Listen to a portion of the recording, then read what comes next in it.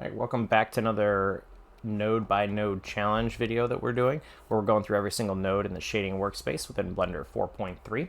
We are now onto the color section of the nodes, and the next one in our list is the hue saturation value node.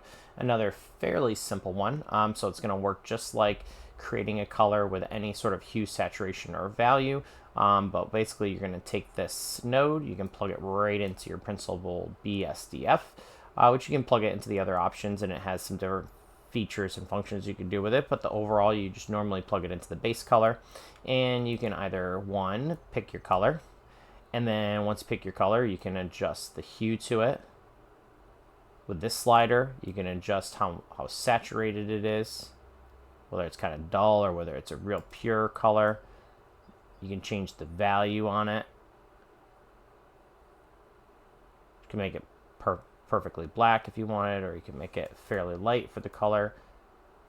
You can also adjust the factor of it. Now, the factor of it is usually going to be used to control other aspects, and same with value. So one thing that you'll see a lot of people do is they'll plug in objects in here, and what they'll do is they'll actually use the value slider as a way to just control the overall output of whatever material it is.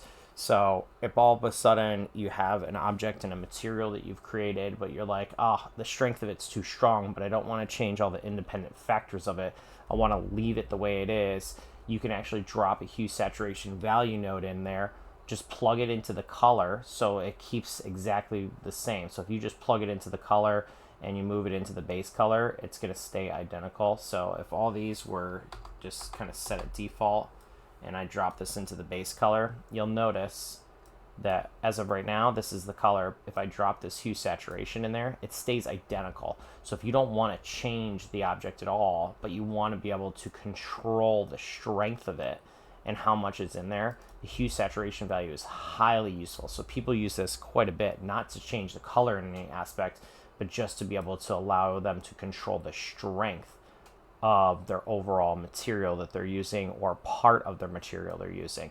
So highly recommend you using this node because there are tons and tons of uses for it.